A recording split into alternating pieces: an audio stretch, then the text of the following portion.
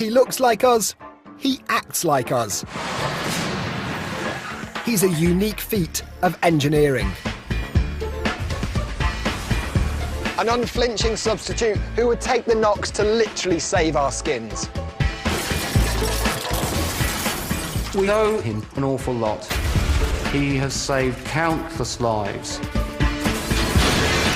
It should have a little Hall of Fame of its own.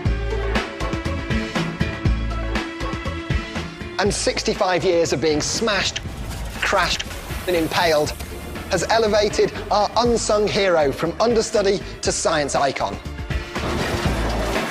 It's iconic because people recognize themselves. It's an incredible success story, one that brings home the reality of car crashes and saves lives. I definitely owe them my life. This is the story of the crash test dummy.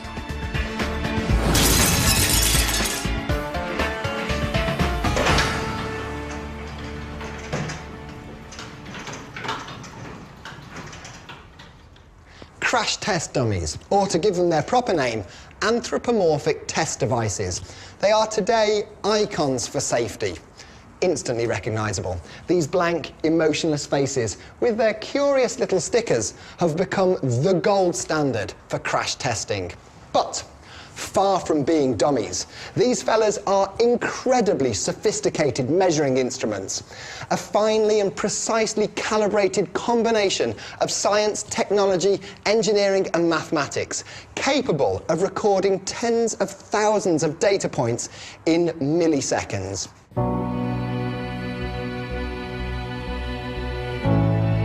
In 2009, the legacy of the crash test dummy was celebrated in an extraordinary collision between the past and the present.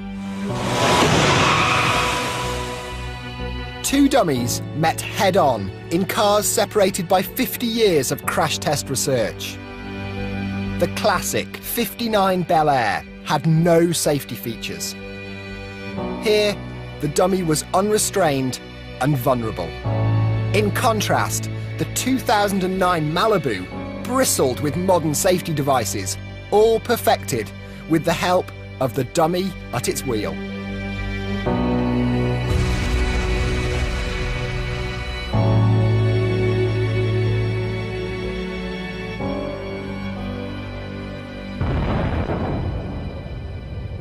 No seat belts, no collapsible steering wheel, no airbags, common occurrence in the 50s and 60s before safety standards started affecting the design of vehicles.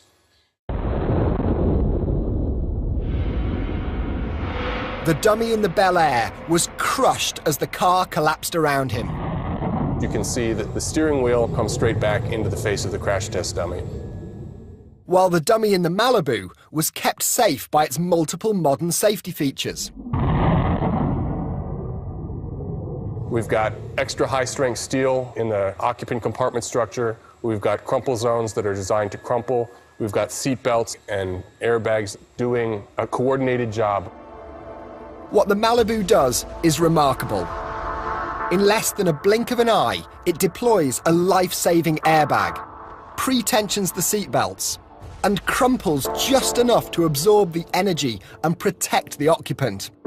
It's a triumph of design that is quite literally a lifesaver.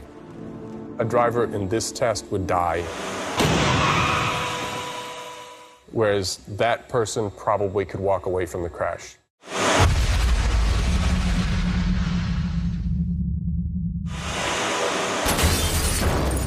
The crash test dummy is an incredible success story, and his statistics speak for themselves. In 1960, nearly 7,000 people died on UK roads. But despite a tenfold increase in car numbers, by 2012, road deaths were down to 1,900. That's just 4 deaths for every billion miles travelled. So I want to discover just how the dummy has helped turn our cars from deadly to safe. and understand just how his evolution has driven the development of car safety systems. But our story begins not with car safety, but in the post-war boom of the aerospace industry, where the very first crash test dummy was not made of rubber and steel, but flesh and bone. As men looked to fly faster and higher, they were exposed to greater and greater G-forces, both in flight and in the event of a crash. The problem was no one knew what the human body could withstand. Enter Colonel John Stapp, a US Air Force doctor and human crash test dummy. According to most sources, anything above 18 G, or 18 times the force of gravity, would prove fatal. But Stapp questioned this conventional wisdom. And to prove his point, he went and strapped himself to a rocket.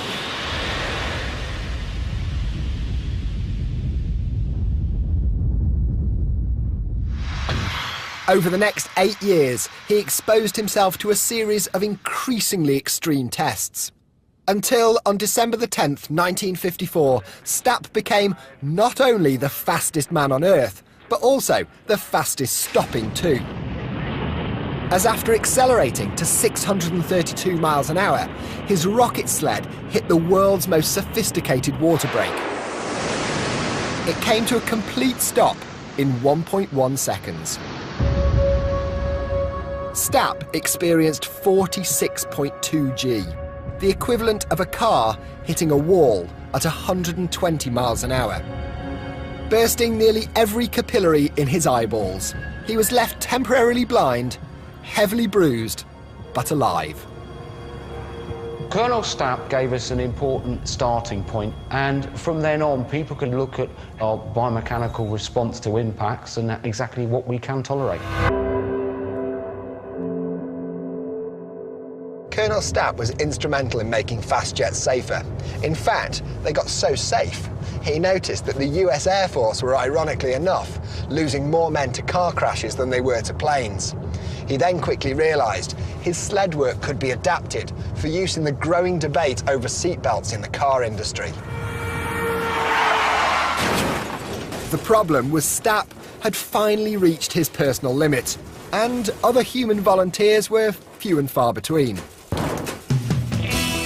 So, with crude dummies already in military use, in 1956, Stapp conscripted one of these into the domestic car industry.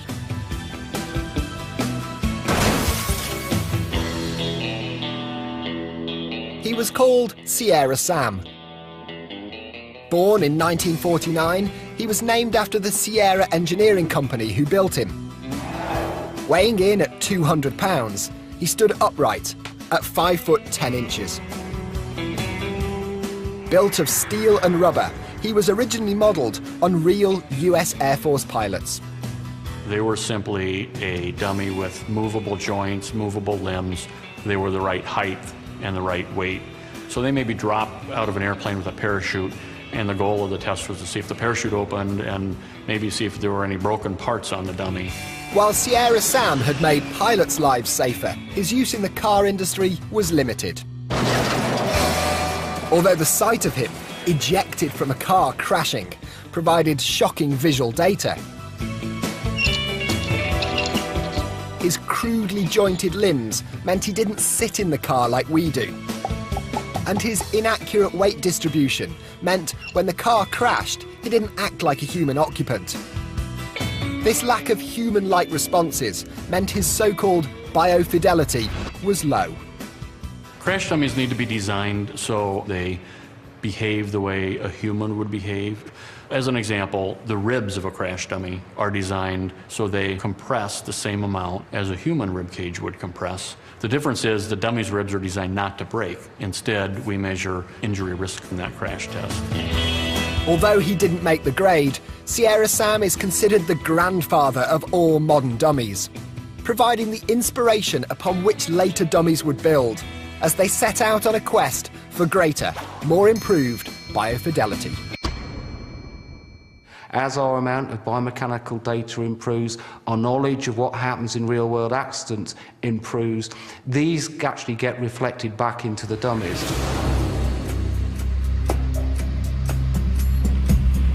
Injuries occur in a crash when the occupant is brought to a very sudden, very painful stop. The accelerations that you experience is very high, which means that the forces going through your bones, your muscles, your body are very, very high, and they start to tear those things apart. It was dummies like Sierra Sam that enabled engineers to perfect a method for reducing these forces. By making the car sacrifice itself, the crash time is lengthened, allowing the occupants to come to a slower, less painful stop. First introduced in the 50s, it's known as the survival cell.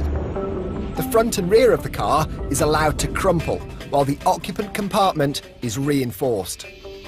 The more the vehicle crushes, the longer it takes to slow down. The longer it takes to slow down, the longer you get to slow down, and thereby reducing the forces.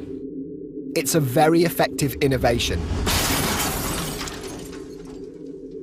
Although, get it wrong, and the results can be fatal. This design got it backwards. The front end here is stiffer than the parts behind it, so what crushed instead of the front was the back, which is where the dummy or you would be sitting. Today, the survival cell is the cornerstone of car safety design, extending beyond the road car into the high-octane world of motorsport. Here, specially modified crash test dummies have helped perfect the race car monocoque, which has allowed drivers to survive some of the highest speed crashes imaginable. In 1996, IndyCar and F1 driver Mark Blundell tested the concept to the limit. Coming down the back straight, I think we were touching 202 miles an hour. Hit the brake pedal, and one of the racing driver's worst fears is no brakes.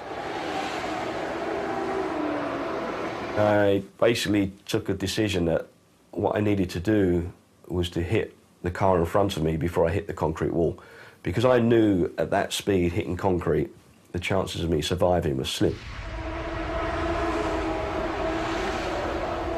I wanted to hit him to take away the impact and dissipate some of the energy. And probably luckily for him, I did miss him. Against the wall. That looks like Mark Blundell. I hit at 198 miles an hour. We had 122 G impact.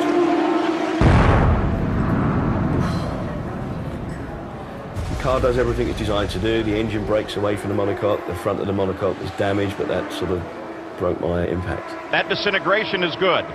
That's energy leaving the car. My seat belts were 5 inches longer than what they were manufactured. So that tells you that my body went forward in such a way they stretched 5 inches. The monocoque of that race car was 2 inches narrower than what it was manufactured. Mark Blundell climbed out of the car under his own power, but seemed to collapse by the edge of the track. 4 fractures in my right foot. My knees were like basketballs. My internal organs had moved, so the cartilage muscle was stripped off the sternum, and my lungs and ribs had collided. I'd hit my head against the steering wheel and also against the side of the wall, and I had a hematoma, so I had a blood clot in the brain.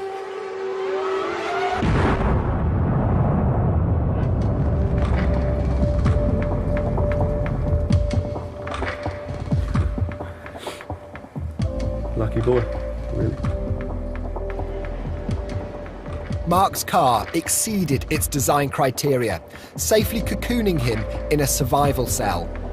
But as his injuries demonstrate, just preventing the driver from being crushed isn't the end of the problem. As even after a car has stopped moving, the occupants are still travelling at the same speed.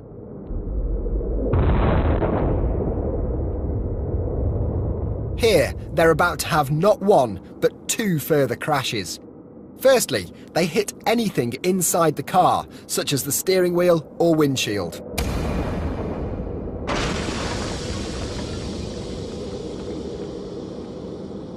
Then, the final crash takes place inside the body. We as doctors work on this principle of 3 crashes in the one accident.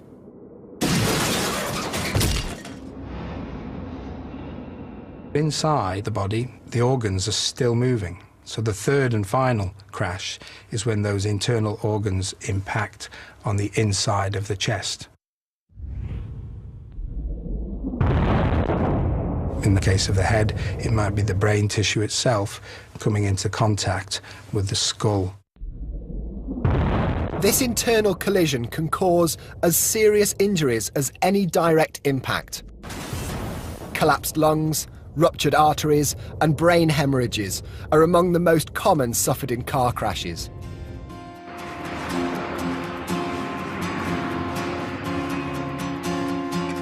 By the 1960s, road deaths were continuing to rise. Cars still had hard metal interiors, and very few had any restraints.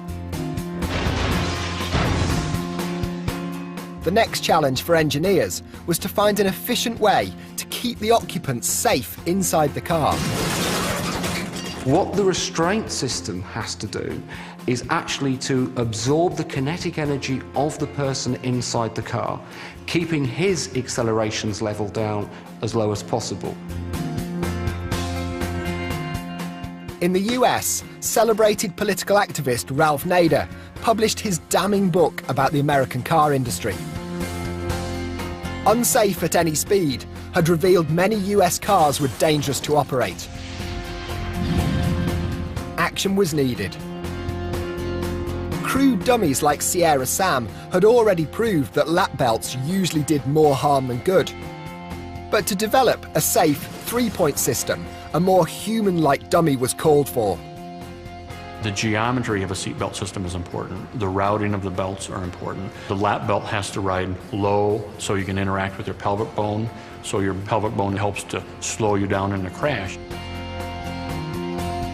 In a similar fashion, the shoulder belt really should interact with your sternum and not your neck or not your abdomen.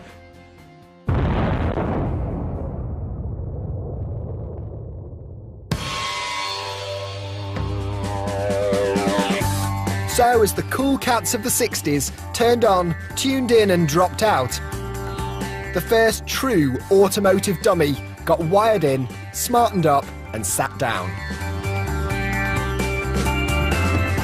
The VIP, or Very Important Person dummy, proved to be a revolution. At £170, he was Mr. Average.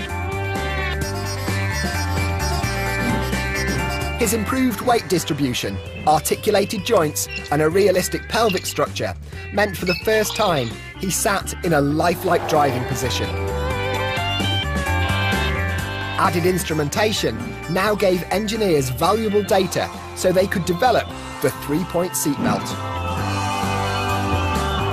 He was a success and soon became part of the establishment as the first dummy written into US car safety legislation. But while the VIP had good biofidelity, he lacked 2 important qualities: repeatability and reproducibility. Repeatable means the same dummy behaves the same way from one day to the next, and reproducible means a similar dummy of the same design has got to behave the same way. Car safety was now a high-stakes enterprise. All the manufacturers needed a dummy who could be relied on to perform consistently. As you design a motor vehicle, you need to run multiple crash tests. So you may run a crash test and record these injury measurements, make some changes, and then run another crash test. The crash dummy has to be repeatable. We can't have variations in the crash dummy, because then that would mask any improvements or changes in the restraint system. Today, modern dummies endure 5 to 10 crashes before they need a complete overhaul and recalibration. And they may experience over 1,000 crashes in a lifetime. Unfortunately, the 60s VIP was a free spirit. His lack of repeatability meant manufacturers now challenged crash test results in the courts. And before long, it was RIP to the VIP.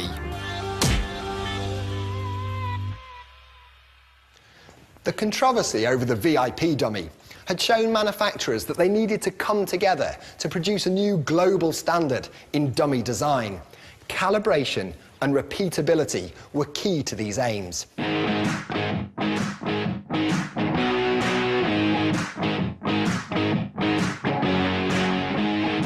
We had to go and get all these different designs assessed, put together into that one dummy, and that is why it's called the hybrid dummy.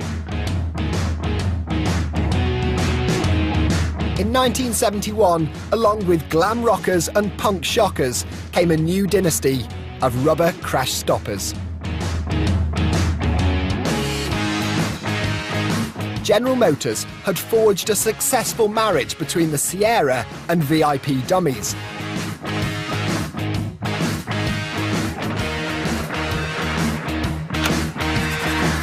The result was the father of the modern dummy, the Hybrid 1. His improved joint articulation and weight distribution meant he was more human-like than any previous dummy. This is the hybrid frontal impact crash dummy. It is a little bit more sophisticated than the Sierra dummy. You start to see a little bit better shape of his body. This dummy did have some instrumentation in the head and chest cavity, but it needed to be revised some more. So, by 1973, the Hybrid 2 was the new kid on the block. Now, with improved crash responses in his shoulder, spine and knee, he sat at the forefront of safety development for the next 5 years. Until, in 1977, 30 years of dummy evolution produced the current industry standard. And here he is, the Hybrid 3 anthropomorphic test device. What makes him king is his greatly improved spine and neck articulation. He now closely mimics the human body during a crash. Fully loaded with instrumentation in his head, ribcage and femur, he records unprecedented data. But the Hybrid 3 has stamina as well as brains. He comes complete with an array of calibration tests. These ensure he provides reliable data, crash after crash after crash.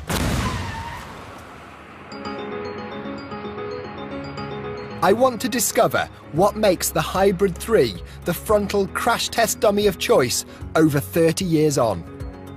To find out, I've come here to MIRA, the renowned automotive research centre, where I should be able to really get under the skin of a crash test dummy. 3, 2, 1, and release.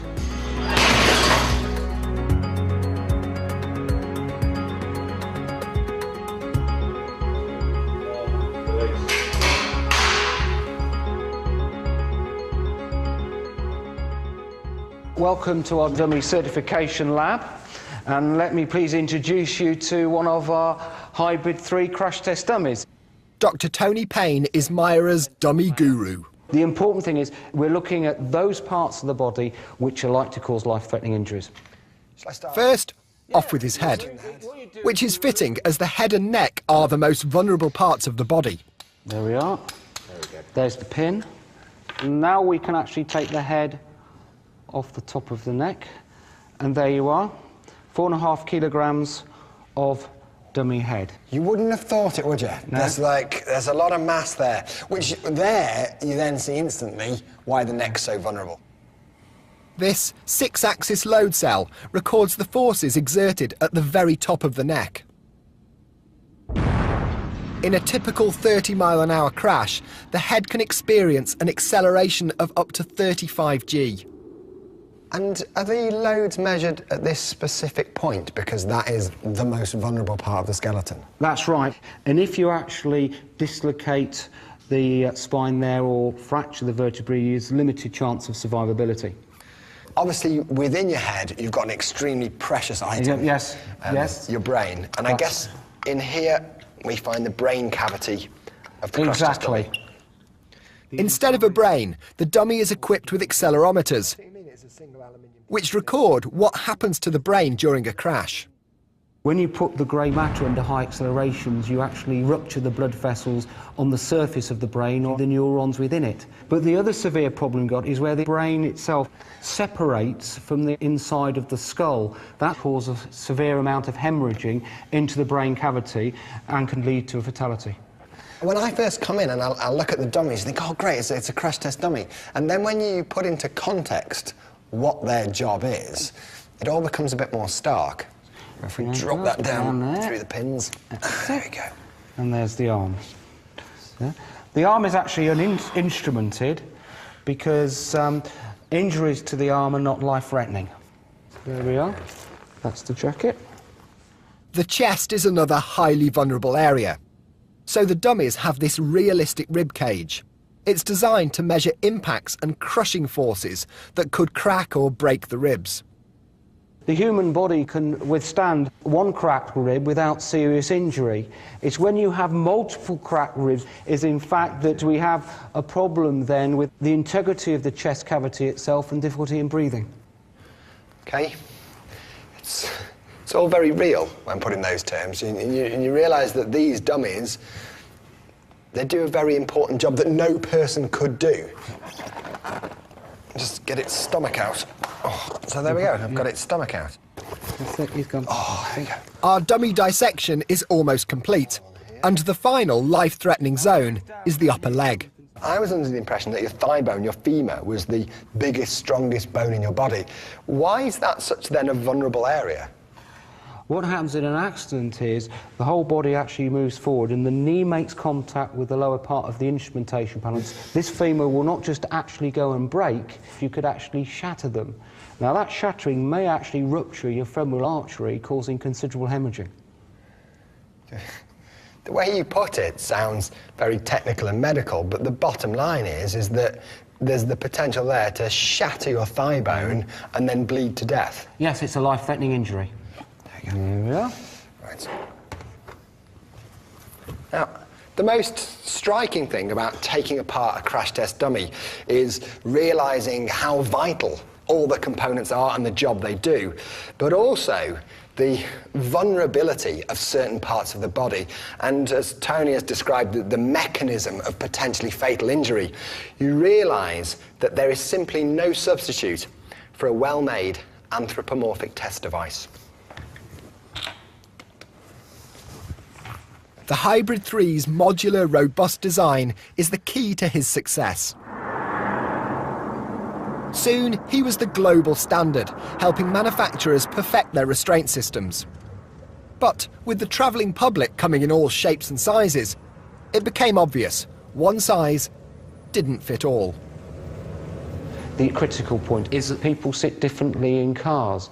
The larger person would tend to sit further back in the seat, and the smaller person would tend to sit further forward in the seat. And we have to reflect this in the crash test as well. So in the late 80s, the Hybrid 3 started a family. First, he got a bigger brother. Then, a diminutive wife, Ms. Hybrid, who at 108 pounds weighed more than just 5% of the population.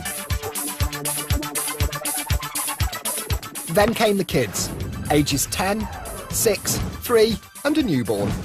And while they didn't yet accurately reflect the weight distribution of real children, for the first time, risks to the whole family could be graphically demonstrated.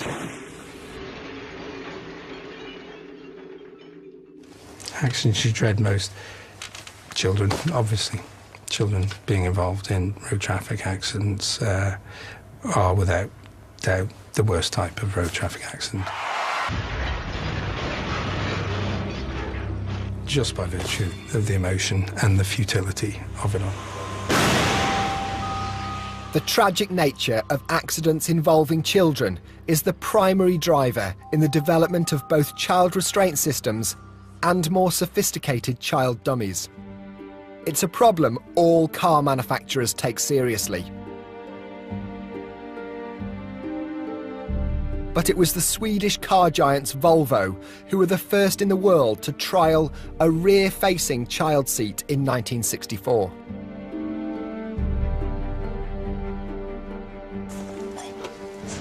Here at their Gothenburg HQ, I've come to meet up with the very latest generation of child dummies.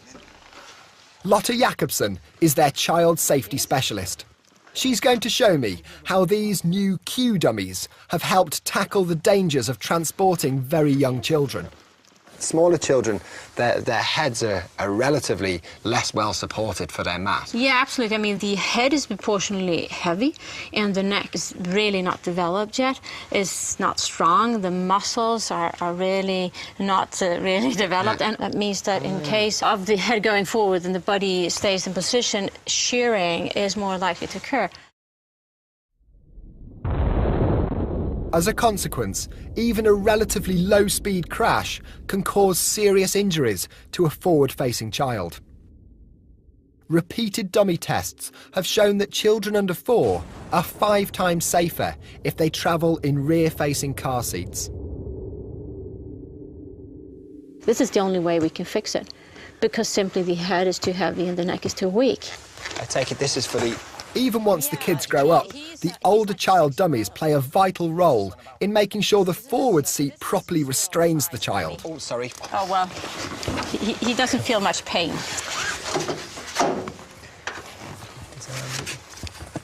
The routing of the seatbelt is critical. For the larger dummies, you need to measure some particular things. Head injuries, chest injuries.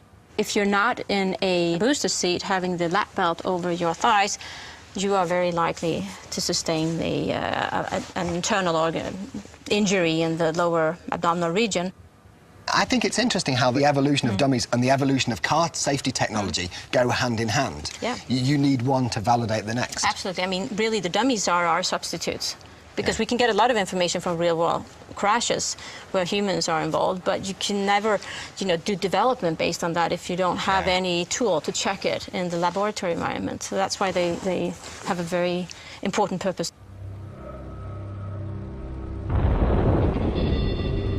It's a cruel irony that child dummy development has progressed this far because of real-world incidents. Yet, encouragingly, these little guys are making a real difference in making the whole family's travelling life safer. But no crash test family would be complete without a dummy's best friend, the crash test dog.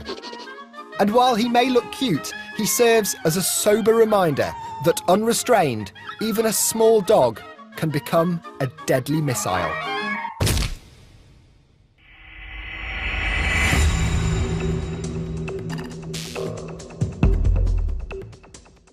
Today, crash labs all over the world rely on their families of hybrid 3 dummies to provide accurate, verifiable data. This is the Insurance Institute of Highway Safety in Ruckersville, Virginia. Inside this 22,000 square foot testing facility, they've been deliberately crashing cars since 1959.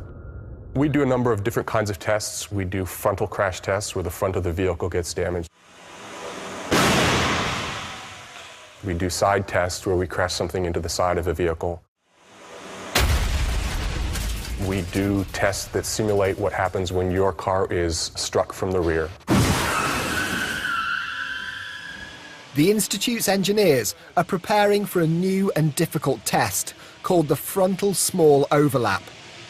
Just 20% of the driver's side of the car will impact the concrete barrier at 40 miles an hour. It's a frontal crash that almost didn't happen because one or the other driver will try to take evasive maneuver. But if that evasive maneuver is too late or not enough, the crash happens anyway. When the crash happens anyway, you end up with all of the force going into a small part of the front structure of the vehicle. And if that isn't designed to deal with that force, then you start seeing the effects of that force back in the area where people are sitting.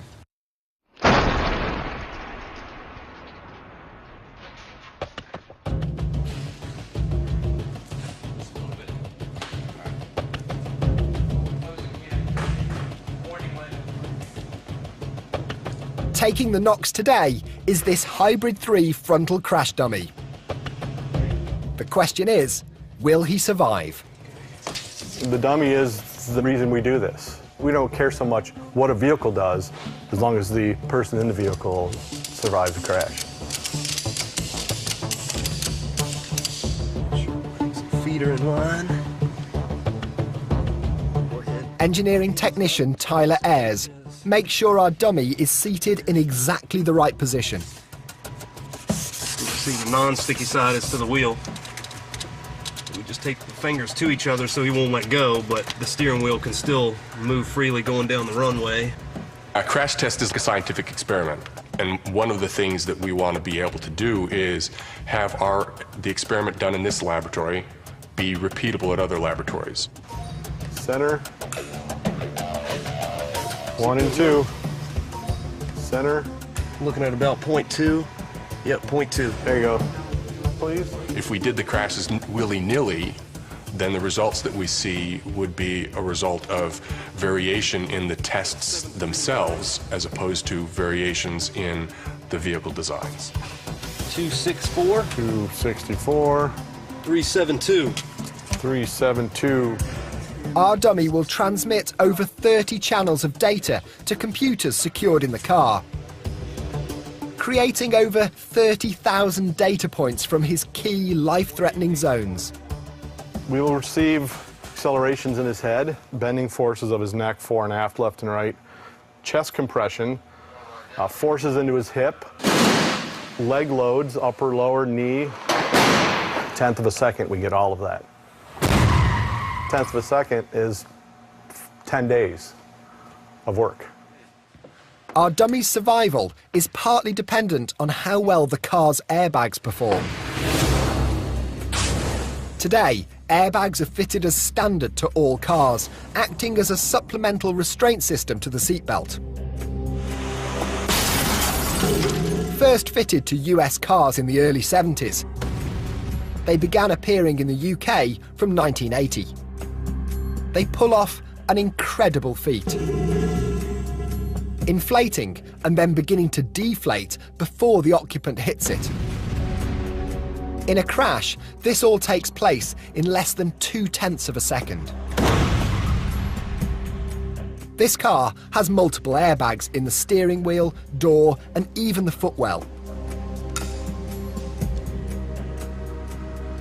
This low-tech solution will reveal how well they protect our dummy during the crash. This gives us a good idea if they don't capture it on camera where the head makes contact, because it tends to go in between the frontal airbag and the side curtain. Anything it hits, we can see if a head hits the back of the hand, if the hand hits something, just transfers really well, shows us all contact points. Okay, Bob.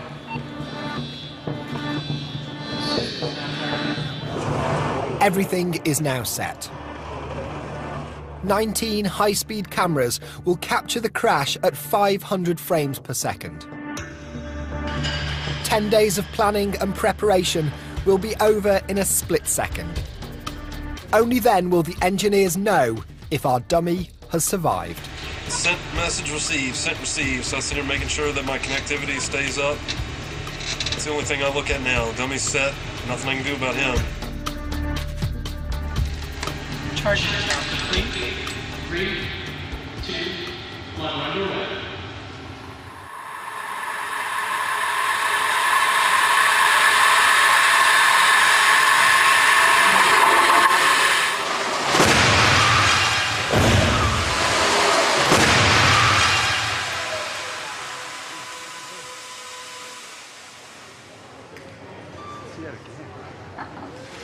As the team move in to clear the debris, Sean is able to make his initial crash investigation. He first needs to establish how much contact the dummy has made with the inside of the car. Right now it's somewhat evident the head initially engaged the frontal airbag and then slid off towards the dashboard off to the left side. It doesn't look like there's any head contacts, and that's the main driver of surviving a crash, is your head.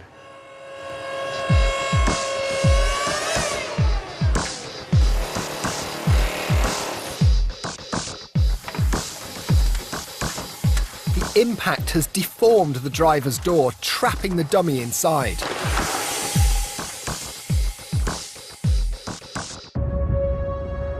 It's also bent the steering column, shifting the steering wheel airbag out of position. A common problem with this type of crash. He contacts the bag, then he slides off the bag. Because the steering wheel goes right, you go left, it doesn't. It's not a good marriage. Luckily, there's no sign of any serious head impacts. Looks like right now his head didn't contact any hard part of the interior. He did contact his hand, which then contacted the dashboard, so it was kind of a double hand dashboard hit. The injury risk is pretty low for the head on this test right now. Although our dummy has not escaped without damage. Actually, I was checking to see if the foot was trapped. It's not. It's loose in here. As the front wheel hit the barrier, it collapsed into the driver's footwell, crushing his leg. You can see the dashboard here pushed into his leg, and it's pretty tight.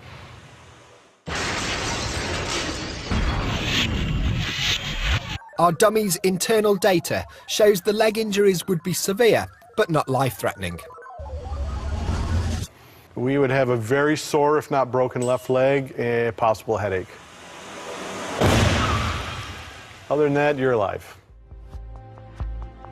It's been a good day's work for our dummy, proving that despite this car having good crash worthiness, this new test is particularly challenging. The leg-crushing injuries were so severe that it was eventually awarded the Institute's lowest rating of poor. Proof that even for the safest cars today, there is still room for improvement.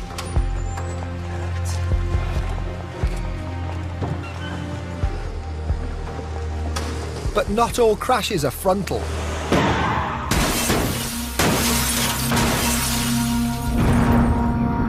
Some of the most life-threatening are side impacts. Here, occupants of the car that is struck often receive fatal head injuries. This test graphically shows the problem. Right here in the hood of the Ford Explorer is a dent made by the crash test dummy's head. The crush zone in the side of the car is about that wide versus a meter or more at the front of the car.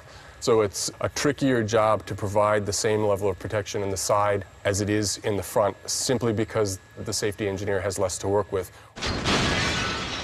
The problem of side impacts was deemed serious enough to require its own dummy.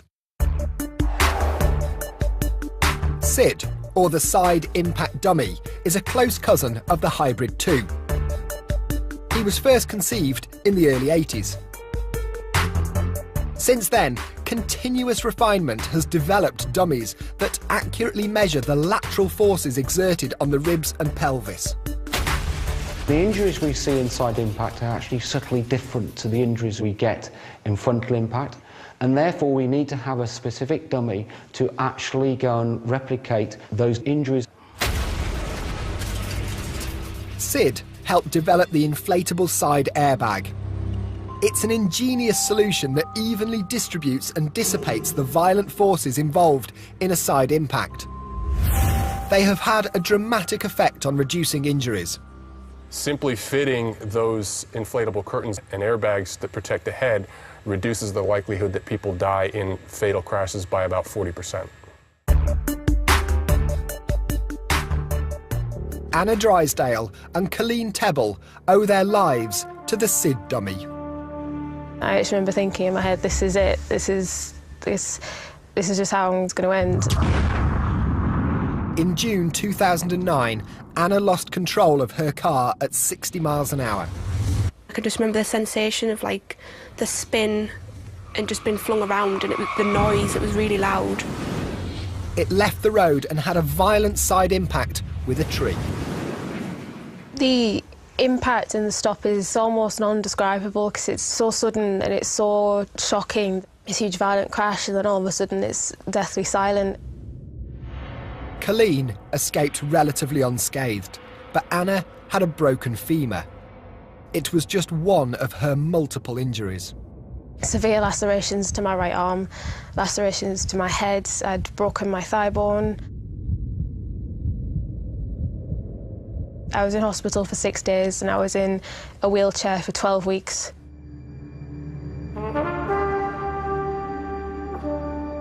Nevertheless, she simply wouldn't have survived were it not for the side airbag that the SID dummy helped to perfect.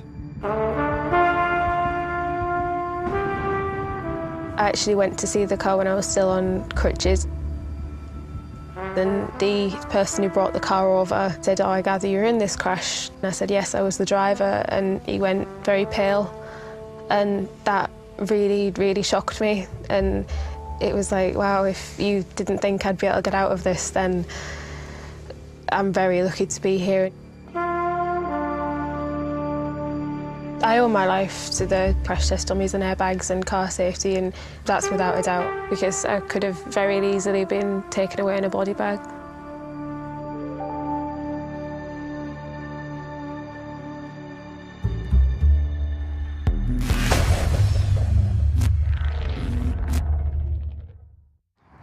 Most of today's dummies are designed to collect data on life or death injuries. But of course, there are many less serious injuries that can blight an accident victim's life.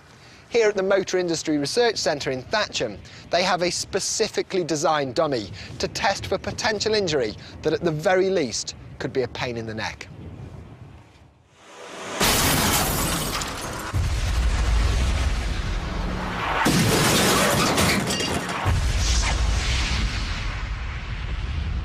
Whiplash is an injury to the neck, which is caused when a patient decelerates quickly. The body's restrained, the head continues moving, and the neck flexes. The worse that flexion is, the worse the whiplash is. In the extreme version of that, the patient may actually break the bones in their neck. Whiplash can occur in any accident, but is most common in a low-speed rear impact collision. This is the biofidelic rear impact dummy, or BioRid to his friends. He has this incredibly realistic neck and spinal structure that is the closest yet to mimicking our own. Hello, Ian. Reese, hey there. Hi, Jen, how's it going? Today, we will be testing an extreme scenario. A 30-mile-an-hour rear impact with a standard seat with limited whiplash protection. Ian Dudman is the lead engineer. Yeah, this particular test that we're going to do today is 7.5 Gs. 7.5 G. Yeah. So if there's a fairly hefty 80-kilo person in there, that's then nearly 600 kilos during the crash that's shunting back into that seat. Yeah, and this seat's got to be able to absorb that energy and control it as well. If your car suddenly gets shunted forwards, unless something's bringing your head with it, your head effectively gets left behind. Your body gets pushed forward by the seat, by the back of the seat, but without that rest, straight back. That's correct, yes. A seat that performs well will catch the dummy's head, gently bringing it forward with the car. Whereas a poor-performing seat will allow the head to ride up over the head restraint. This will cause painful and potentially dangerous hyperextension of the neck. With the BioRid's neck and spine mimicking our own, he records the precise amount of hyperextension and can determine the level of injury. Just put him nice and gently. Once in the seat, we have to align the pelvis to a precise angle. OK, and we've got the tilt sensors there. So they need all to be green. So if you grab hold of his pelvis angle gauge... It requires a bit of, well, manhandling. There you go, almost there. A little bit of a push down, a bit more. It's less easy. Oh, God. Oh, I've moved him totally wrongly now. Oh. It's a bit like the generation game. It is a bit. I never saw this version.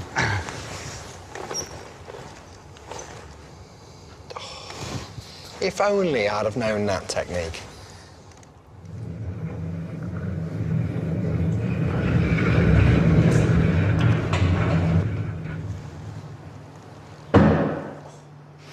In a real-world situation, it's like a stationary car being hit by a very similar moving car at 30 miles an hour. So imagine that. You stop there at the traffic lights, something piles straight into the back of you at 30 miles an hour. That's the kind of effect that you're going to see down there. My suspicion is it's not going to look pretty. 3, 2, 1.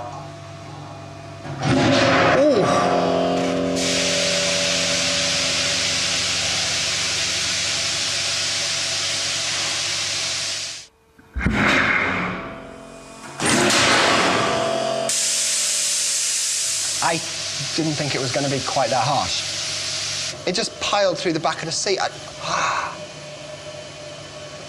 And when you look at the slow motion, the seat deforms, the head then rides up over the head restraint, and the neck comes right back in a kind of hyperextension. You can see why that seat head restraint is so vastly important. The movement on the neck is just wrong. Examining the seat, it's clear the dummy would have suffered severe injuries.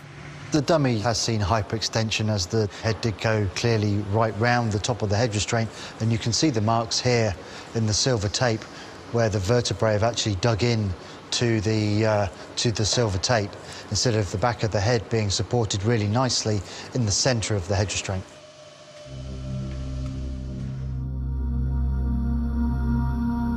This was an extreme case, but thousands of similar tests like this on a whole range of car seats have informed manufacturers how to build safer seats. It's vital research, as whiplash, even in its mild form, is a debilitating injury that is difficult to diagnose. It often causes misery to sufferers and costs insurers over £2 billion a year. Without the BioRid dummy, this toll would be far greater.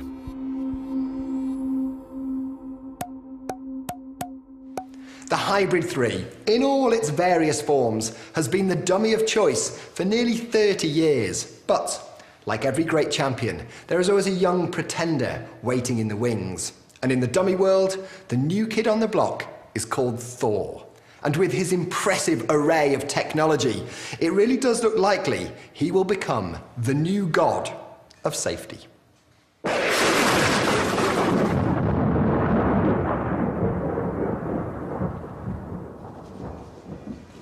So here it is, the test device for human occupant restraint, or Thor for short. And with a name like that, it's only fitting I'd have to come to Sweden to find him. When you're out driving, you shouldn't be hurt. You should be safe.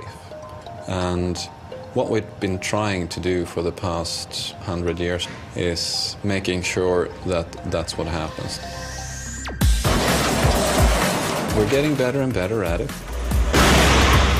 Volvo's Gothenburg HQ boasts the largest and most advanced crash lab in the world. Here, every type of real-world crash scenario is recreated as they search for the holy grail of the crash-proof car. Central to this development is Thor, their new £500,000 super dummy. He represents the cutting edge in terms of biofidelic features and sensor technology. One major innovation is his highly manoeuvrable clavicle that closely mimics the human shoulder. The shape, but also the big flexibility. Because that's what we are. Yeah. We could see from the real world that we actually had head impacts in areas where the Hybrid 3 didn't even reach to. Right. So that flexibility that made us develop this shoulder, and it works nice. Thor's biggest innovation is that he provides information on areas previously unmonitored by the Hybrid 3. Sensors in his arms, abdomen, and even in his featureless face can now provide data on non-life-threatening injuries. Biofidelically, he is the closest thing to a human being, from head to toe. Oh, you can see that's like a world of difference. It's almost just a single hinge on the Hybrid 3. It is a single hinge. I mean, the Hybrid 3 has a ball joint, and that's not what we look like. No. We have different point of rotation for twisting and for flexing.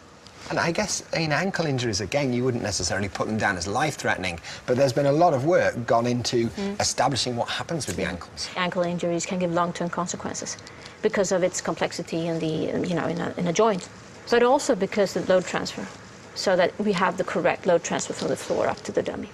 And it's the subtleties that make such a huge difference, because there's one sort of big feature of a human being. Everything is connected. You know, Absolutely. One thing gets knocked and it will have an impact. Exactly. In order to develop a protection system that actually addresses real humans in a good way, you have to have as human-like behavior of a crash test dummy as possible.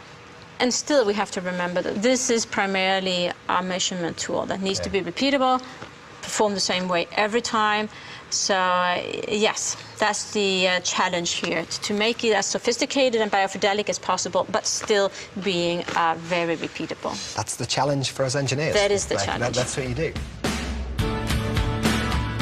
Thor completes a line of selfless, unquestioning dummies, tireless in their pursuit of safety. Each one more sophisticated, more biofidelic, more robust than the last. Men, women, children, even dogs. They all remain icons of safety. But what of the future? Can the crash test dummy survive? Or is the computer about to take over? With the next safety innovations geared towards preventing the crash in the first place, engineers like Volvo's Michael Lunghaust will need help from a virtual crash test dummy. If you're not looking at the road and there's a car suddenly braking in front of you, the car will tell you and ask you to look at the road again, so you can brake. If you don't, the car might brake for you. So what we're doing now is really trying to develop kind of the equivalent of a crash test dummy. We need a crash test mind, if you will.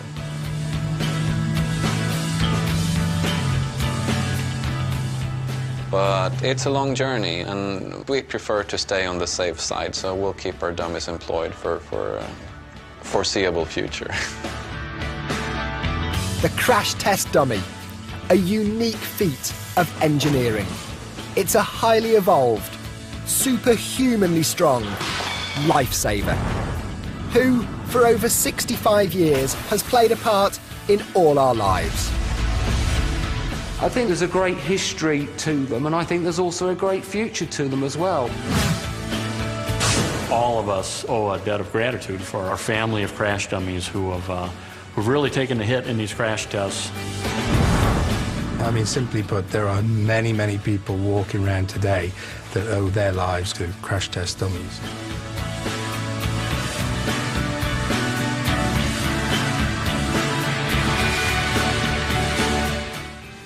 Coming up tonight on BBC 4, 50 years on from his iconic I Have a Dream speech, a brand new programme picks through the footage of Martin Luther King in the lead-up to his murder. MLK, the assassination tapes, in just a moment.